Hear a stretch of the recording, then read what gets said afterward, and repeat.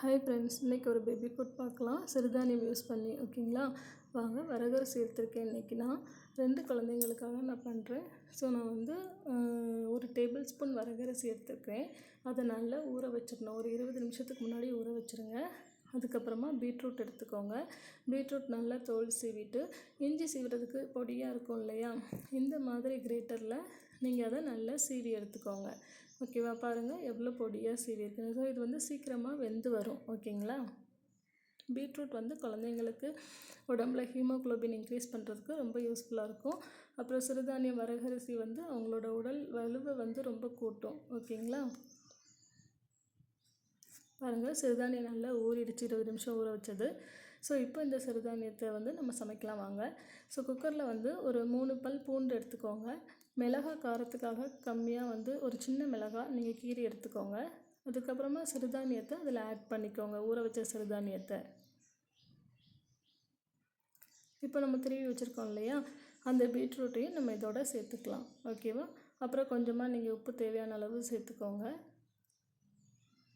ஜீரகத்தூள் சேர்த்துக்கோங்க. காயப்பொடி சேர்த்துக்கோங்க.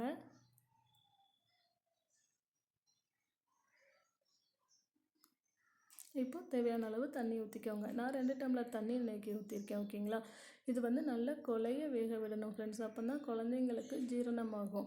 சிறுதானியம் வந்து நம்ம வந்து சில டைம் வேக வைக்கும்போது ஒரு மாதிரி வந்து நறுக்குன்னு இருக்கும். அந்த மாதிரிலாம் இருக்கக்கூடாது. நல்லா நம்ம அதை அமுக்கி பார்த்தா நல்லா சாஃப்டாக இருக்கணும். அந்த மாதிரி சிறுதானியம் வந்து நல்லா கொலைய வேக வச்சு குழந்தைங்களுக்கு கொடுங்க. அப்போ தான் குழந்தைங்களுக்கு வந்து ஈஸியாக டைஜஸ்ட் ஆகும்.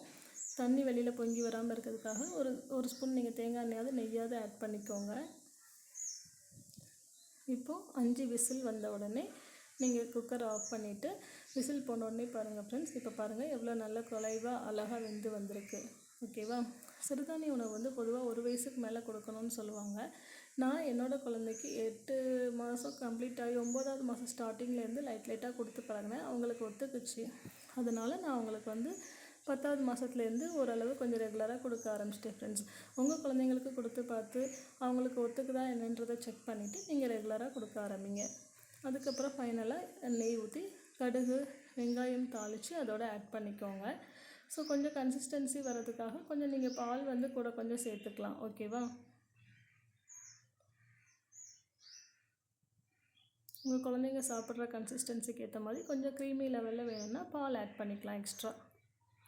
பாருங்கள் நல்லா சாஃப்டாக வந்திருக்கு. தேங்க்யூ.